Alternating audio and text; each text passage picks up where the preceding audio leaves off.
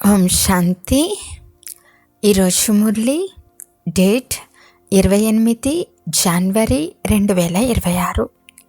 బాబా చెప్తున్నారు, మధురమైన పిల్లలైన మిమ్మల్ని విశ్వాధిపతులుగా చేసేందుకు అత్యంత ప్రియమైన శివ్ బాబా వచ్చారు. మీరు వారి శ్రీమతానుసారం నడుచుకోండి. ప్రశ్న: మనుషులు పరమాత్ముని గురించి పరస్పర విరుద్ధమైన ఏ రెండు మాటలు చెప్తారు? జవాబు: ఒకవైపు పరమాత్మ అఖండ జ్యోతి స్వరూపమని అంటారు, మరోవైపు వారు నామరూపాలకు అతీతమైన వారని అంటారు. ఇవి పరస్పర భిన్నమైన అభిప్రాయాలు. యథార్థమైన రూపం తెలియనందునే పతితులుగా అవుతూ ఉంటారు. తండ్రి ఎప్పుడైతే వస్తారో అప్పుడు తన సత్యమైన పరిచయాన్ని ఇస్తారు. పాట: మరణించిన నీ ఒడిలోనే, నీ దారిలోనే. ఓం శాంతి. పిల్లలు పాట విన్నారు. ఎవరైనా మరణించినప్పుడు మరో తండ్రి వద్ద జన్మిస్తారు. తండ్రి వద్ద జన్మిస్తారని చెప్తారు, కానీ తల్లి పేరు తీసుకోరు. తండ్రినే అభినందిస్తారు. మనము ఆత్మలమని పిల్లలైన మీకిప్పుడు తెలిసింది. అది శారీర సంబంధమైన విషయము. ఒక శరీరాన్ని వదిలి మరో తండ్రి వద్దకు వెళ్తారు. మీరు 84 జన్మల్లో 84 సాకార తండ్రులను పొందారు. వాస్తవానికి మీరంతా నిరాకార తండ్రి పిల్లలు. మీరు ఆత్మలు, పరంపిత పరమాత్ముని పిల్లలు. నిర్వాణధామము లేక శాంతిధామంలో నివసించేవారు. వాస్తవానికి మీరు అక్కడ నివసించేవారు. తండ్రి కూడా అక్కడే ఉంటారు. ఇక్కడికి వచ్చి మీరు లౌకిక తండ్రికి పిల్లలు కావగానే ఆ తండ్రిని మర్చిపోతారు. సత్యుగంలో కూడా మీరు సుఖంగా ఉంటారు కనుక ఆ పారలౌకిక తండ్రిని మర్చిపోతారు.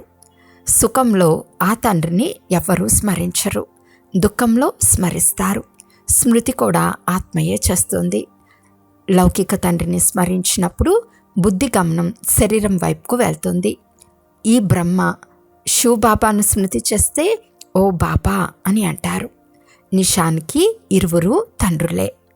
బాబా అనున్నది సరైన పదం. వారు తండ్రే, వీరు తండ్రే. ఆత్మ ఆత్మిక తండ్రిని స్మృతి చేసినప్పుడు బుద్ధి అక్కడికి వెళ్తుంది. ఈ విషయాన్ని తండ్రి కూర్చుని పిల్లలకు అర్థం చేయిస్తున్నారు. ఇప్పుడు బాబా వచ్చి మనల్ని తనవారిగా చేసుకున్నారని మీకు తెలుసు. తండ్రి అంటున్నారు, మొట్టమొదట నేను మిమ్మల్ని స్వర్గంలోకి పంపించాను. మీరు చాలా చాలా ధనవంతులుగా ఉండేవారు. తర్వాత మళ్ళీ మీరు 84 జన్మలు తీసుకుని డ్రామా ప్లాన్ అనుసారం ఇప్పుడు మీరు దుఃఖితులుగా అయ్యారు. ఇప్పుడు డ్రామా అనుసారం పాత ప్రపంచం సమాప్తం అవ్వనున్నది. మీ ఆత్మ మరియు శరీరం అనే వస్త్రం రెండు సతోప్రధానంగా ఉండేవి.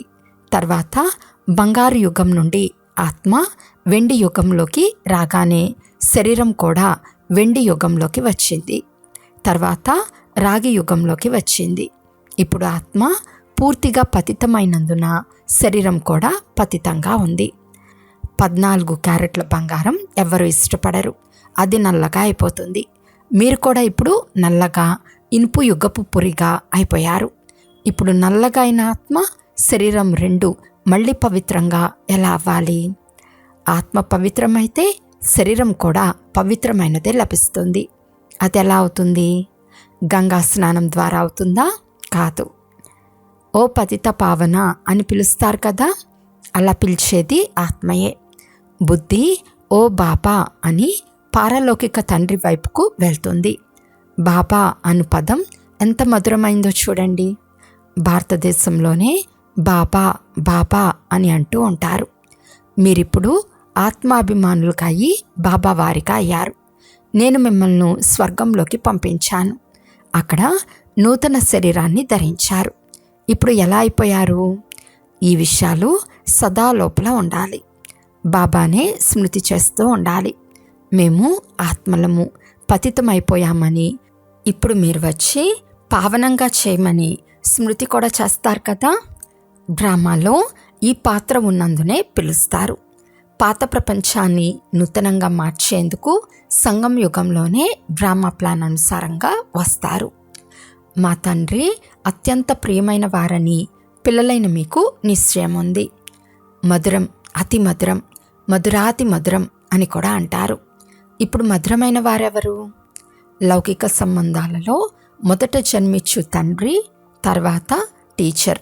వారి కూడా మంచివారిగానే ఉంటారు. వారి ద్వారా చదువుకుని పదవి పొందుతారు. జ్ఞానం ఆదాయానికి ఆధారమని అంటారు. జ్ఞానం అంటే నాలెడ్జ్, యోగం అంటే స్మృతి. కావున ఏ బేహద్దు తండ్రి మిమ్మల్ని స్వర్గాధిపతులుగా చేశారో వారినే ఇప్పుడు మీరు మర్చిపోయారు. శివబాబా ఎలా వచ్చారో ఎవరికీ తెలియదు. చిత్రాల్లో కూడా స్పష్టంగా చూపించారు. బ్రహ్మ ద్వారా స్థాపన శివబాబా చేయిస్తారు. కృష్ణుడు రాజయోగాన్ని ఎలా నేర్పించగలరు? సత్యుగం కొరకే రాజయోగాన్ని నేర్పిస్తారు. కావున తప్పకుండా సంగం యుగంలోని తండ్రి నేర్పించి ఉంటారు. సత్యుగాన్ని స్థాపన చేయవారు బాబా. శివబాబా ఇతని ద్వారా చేయిస్తారు. వారు చేయించేవారు కదా, వారు త్రిమూర్తి బ్రహ్మ అని అనేస్తారు.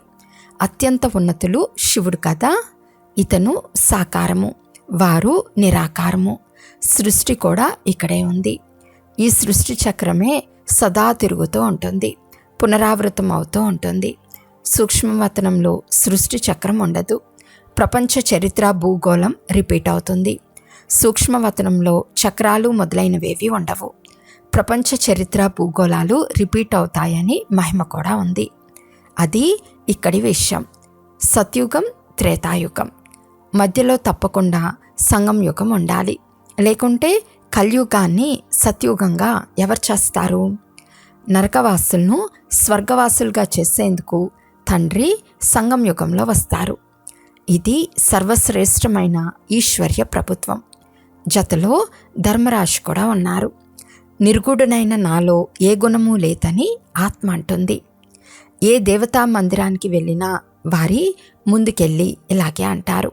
ఈ మాటలు తండ్రికి చెప్పాలి, కానీ వారిని వదిలి సోదరులతో చెప్తారు.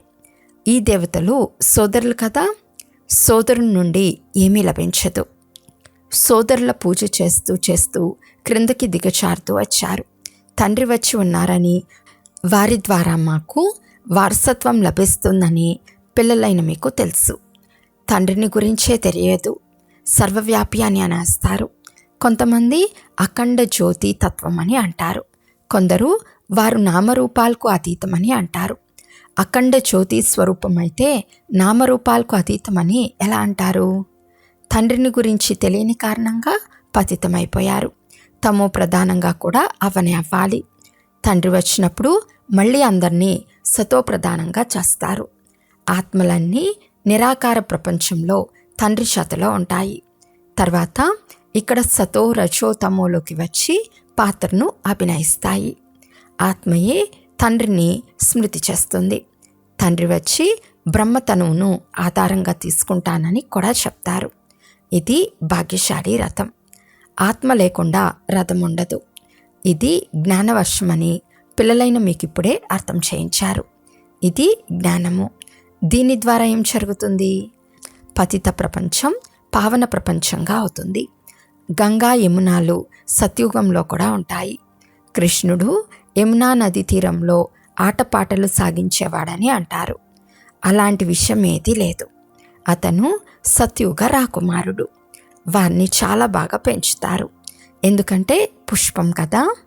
పుష్పాలు ఎంత అందంగా మంచిగా ఉంటాయి. పుష్పాల ద్వారా అందరూ పరిమళాన్ని తీసుకుంటారు. ముళ్ళ నుండి ఎవ్వరూ సుగంధాన్ని తీసుకోరు. ఇప్పుడు ఇది ముళ్ళ ప్రపంచం. ముళ్ళ అడవిని తండ్రి వచ్చి పుష్పాల ఉద్యానవనంగా చేస్తారు. అందుకే వారిని బబుల్నాథ్ అని కూడా అంటారు. ముళ్ళను పుష్పాలుగా చేస్తారు. అందుకే ముళ్ళను పుష్పాలుగా మార్చే బాబా అని మహిమ చేస్తారు. ఇప్పుడు పిల్లలైన మీకు తండ్రిపై ఎంత ప్రీతి ఉండాలి? ఆ లౌకిక తండ్రి అయితే మనల్ని మురికి గుంటలో పడేస్తాడు. ఈ తండ్రి మనల్ని మురికి గుంట నుండి రక్షించి 21 జన్మలకు పావనంగా చేస్తారు. లౌకిక తండ్రులు మిమ్మల్ని పతితులుగా తయారు చేస్తారు. అందుకే లౌకిక తండ్రి ఉన్న ఆత్మ పారలౌకిక తండ్రిని స్మృతి చేస్తుంది. అర్థకల్పం తండ్రిని స్మృతి చేస్తామని ఇప్పుడు మీకు తెలుసు. తండ్రి తప్పకుండా వస్తారు. శివ జయంతిని కూడా ఆచరిస్తారు కదా. మనం అనంతమైన తండ్రి వారిగా అయ్యామని మీకు తెలుసు. ఇప్పుడు మనకు వారితో కూడా సంబంధం ఉండుటే కాక లౌకిక తండ్రితో కూడా ఉంది. పారలౌకిక తండ్రిని స్మృతి చేస్తే మీరు పావనమవుతారు. అతను లౌకిక తండ్రి అని, వీరు పారలౌకిక తండ్రి అని ఆత్మకు తెలుసు. భక్తి మార్గంలో కూడా ఇది ఆత్మకు తెలుసు. అందుకే ఓ భగవంతుడా, ఓ గాడ్ ఫాదర్ అని పిలుస్తుంది. అవినాశి తండ్రిని గుర్తు చేసుకుంటుంది. ఆ తండ్రి వచ్చి స్వర్గాన్ని స్థాపిస్తారు. ఇది ఎవరికీ తెలియదు. శాస్త్రాల్లో యుగాలు ఆయువును కూడా చాలా ఎక్కువగా చూపించారు.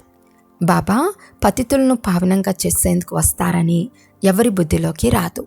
కనుక వారు తప్పకుండా సంగం యుగంలోనే వస్తారు. కల్పం ఆయువును లక్షల సంవత్సరాలని రాసి మనుషులను ఘోర అంధకారంలో పడేశారు. తండ్రిని పొందేందుకు ఎదురుదెబ్బలు తింటూ మోసపోతూ ఉంటారు. చాలా భక్తి చేసిన వారికి భగవంతుడు లభిస్తారని అంటారు. అందరికంటే ఎక్కువ భక్తి చేసిన వారిని తప్పకుండా ముందే కలవాలి కదా. తండ్రి లెక్కను కూడా తెలిపించారు. అందరికంటే ముందు భక్తి మీరే చేస్తారు. కావున మీకే మొట్టమొదట భగవంతుని ద్వారా జ్ఞానం లభించాలి. మీరే నూతన ప్రపంచంలో రాజ్యం చేస్తారు.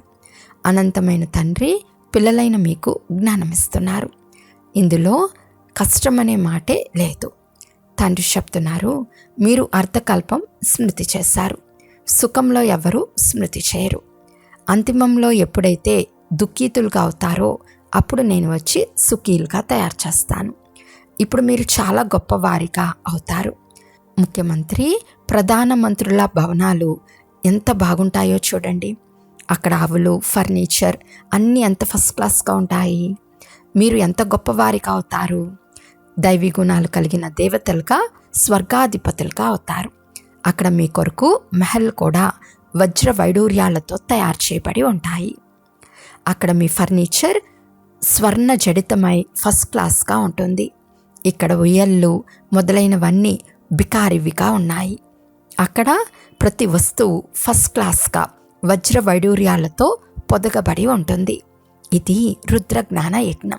శివుణ్ణి రుద్రుడు అని కూడా అంటారు. భక్తి పూర్తి అయినప్పుడు భగవంతుడు వచ్చి రుద్ర యజ్ఞాన్ని రచిస్తారు. సత్యుగంలో భక్తి లేక యజ్ఞం అనే మాటే ఉండదు. ఈ సమయంలోనే తండ్రి ఈ అవినాశి రుద్ర జ్ఞాన యజ్ఞాన్ని రచిస్తారు. దాని మహిమ తర్వాత నడుస్తుంది. భక్తి సదా నడవదు. భక్తి మరియు జ్ఞానం. భక్తి రాత్రి, జ్ఞానం పగలు. తండ్రి వచ్చి పగలుగా చేస్తారు. కనుక పిల్లలకు తండ్రిపై ఎంత ప్రీతి ఉండాలి. బాబా మనల్ని విశ్వాధిపతులుగా చేస్తారు. వారు అత్యంత ప్రియమైన బాబా.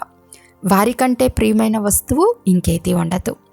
బాబా వచ్చి మా దుఃఖాలను హరించు అని అర్థకల్పం నుండి స్మృతి చేస్తూ వచ్చారు. ఇప్పుడు తండ్రి వచ్చారు. మీరు మీ గృహస్థ వ్యవహారంలో ఉండనే ఉండాలి. ఇక్కడ బాబా దగ్గరే ఎంతకాలం కూర్చుంటారు. తండ్రితో ఉండాలంటే పరంధామంలో మాత్రమే ఉండగలరు. ఇక్కడ ఇంతమంది పిల్లలు ఉండలేరు. టీచర్ ప్రశ్నలు ఎలా అడుగుతారు? మైక్తో ఎలా సమాధానం ఇవ్వగలరు? అందుకే కొద్ది మంది విద్యార్థుల్ని చదివిస్తారు. అనేక కళాశాలలు ఉంటాయి. అందరికీ పరీక్షలు కూడా ఉంటాయి. లిస్ట్ తీస్తారు. ఇక్కడైతే ఒక్క తండ్రి మాత్రమే చదివిస్తారు. దుఃఖంలో అందరూ ఆ పారలౌకిక తండ్రిని స్మరిస్తారని అర్థం చేయించాలి. ఇప్పుడు ఆ తండ్రి వచ్చి ఉన్నారు. మహాభారత యుద్ధం కూడా ఎదురుగా నిలిచి ఉంది. మహాభారత యుద్ధంలో కృష్ణుడు వచ్చాడని వారు అనుకుంటారు. ఇది వీలు లేదు. పాపం వారు తికమక పడి ఉన్నారు కదా. అయినా కృష్ణ కృష్ణ అని స్మృతి చేస్తూనే ఉంటారు. ఇప్పుడు శివునితో పాటు శ్రీకృష్ణుడు కూడా అత్యంత ప్రియమైన వాడే. కానీ వారు నిరాకారులు, ఇతను సాకారుడు. నిరాకార తండ్రి సర్వాత్మలకు తండ్రి. ఇద్దరూ అత్యంత ప్రియమైన వారే. కృష్ణుడు కూడా విశ్వాధిపతియే కదా. ఇప్పుడు మీరు ఎక్కువ ప్రియమైన వారు ఎవరో నిర్ణయించగలరు. శివబాబాయే అలాంటి యోగ్యులుగా తయారు చేస్తారు కదా. కృష్ణుడేం చేస్తాడు? కృష్ణుణ్ణి అలా తయారు చేసేవారు తండ్రియే. కనుక ఆ తండ్రికే ఎక్కువ మహిమ జరగాలి. శంకరుని నాట్యాన్ని చూపిస్తారు. వాస్తవానికి నాట్య ప్రస్తావనే లేదు. మీరందరూ పార్వతులని తండ్రి అర్థం చేయించారు. ఈ అమర్నాథుడైన శివుడు మీకు అమర్ కథను వినిపిస్తున్నారు. అది నిర్వికారి ప్రపంచం. అక్కడ వికారం అనే మాటే ఉండదు. తండ్రి వికారీ ప్రపంచాన్ని రచించరు. వికారం వల్లనే దుఃఖం కలిగింది. మనుషులు హఠయోగం మొదలైనవి చాలా నేర్చుకుంటారు. గుహల్లో వెళ్ళి కూర్చుంటారు. అగ్నిలో కూడా నడుస్తారు. రిద్ధి సిద్ధి కూడా చాలా ఉంది. ఇంద్రజాలంతో చాలా వస్తువులను తీసి చూపిస్తారు. భగవంతుని కూడా ఇంద్రచాలికుడని, రత్నాగరుడని, సౌదాగరుడని అంటారు. అంటే తప్పకుండా చైతన్యమైన వారు కదా. నేను వస్తాను అని కూడా చెప్తారు. తాను ఇంద్రచాలికుడు కదా. మనుషులను దేవతలుగా, బికారుల నుండి రాకుమారులుగా చేస్తారు. ఇటువంటి ఇంద్రజాలంను ఎప్పుడైనా చూసారా? అచ్చా, మధురాతి మధురమైన అపురూపమైన పిల్లలకు మాతాపిత బాప్దాదాల ప్రియ స్మృతులు మరియు గుడ్ మార్నింగ్. ఆత్మిక పిల్లలకు ఆత్మిక తండ్రి నమస్తే. ఆత్మిక తండ్రికి ఆత్మిక పిల్లల యొక్క ప్రియ స్మృతులు మరియు నమస్తే నమస్తే నమస్తే. ధారణ కొరకు ముఖ్య సారము. ఫస్ట్ పాయింట్, పుష్పాల ఉద్యానవనంలోకి వెళ్ళాలి కనుక సుగంధభరిత పుష్పాలుగా అవ్వాలి. ఎవరికి దుఃఖం నివ్వరాదు. ఒక్క పారలౌకిక తండ్రితోనే సర్వ సంబంధాలను జోడించాలి. సెకండ్ పాయింట్, శివబాబా ప్రియాతి ప్రియమైన వారు కనుక వారొక్కరినే ప్రేమించాలి. సుఖదాత అయిన తండ్రిని స్మృతి చేయాలి. ఈరోజు వరదానము. ఎవరిలోనూ లోపాన్ని, బలహీనతను చూడక తమ గుణాలు మరియు శక్తుల సహయోగంనిచ్చే మాస్టర్ దాతా భవ. ఎవరైతే ఆత్మలందరూ మా సమానం వారసత్వానికి అధికారులు కావాలనే ఆత్మిక భావంలో సదా ఉంటారో వారే మాస్టర్ దాతలు. ఎవరిలోని బలహీనతను, లోపాన్ని చూడక వారు తాము ధారణ చేసిన గుణాలను, శక్తులను సహయోగంగా ఇస్తారు. వీరు ఇలాంటి వారే అనే భావనకు బదులు వీరిని కూడా బాప్ సమాన్గా చేయాలి అనే శుభభావన ఉండాలి. దీనితో పాటు ఈ ఆత్మలందరూ పేదరికం, దుఃఖం, అశాంతి నుండి సదా సుఖశాంతులు రూపంగా సంపన్నంగా అవ్వాలనే శ్రేష్ఠ కామన ఉండాలి. అప్పుడు వారిని మాస్టర్ దాతలు అని అంటారు. స్లోగన్: మనసా వాచా కర్మణ సేవ చేసేవారే నిరంతర సేవాదారులు. వారి ప్రతి శ్వాసలో సేవ ఇమిడి ఉంటుంది. అవ్యక్త సూచన: ఈ అవ్యక్త మాసంలో బంధన్ముక్తులుగా ఉండి జీవన్ముక్త స్థితిని అనుభవం చేయండి. మొదట మీ దేహం నుండి, దేహ సంబంధం నుండి మరియు పాత ప్రపంచం యొక్క స్మృతి నుండి ముక్తులుగా అవ్వండి. ఎప్పుడైతే ఈ ముక్తి యొక్క అవస్థను అనుభవం చేస్తారో అప్పుడు ముక్తమైన తర్వాత జీవన్ముక్తి స్వతహాగా అనుభవం అవుతుంది.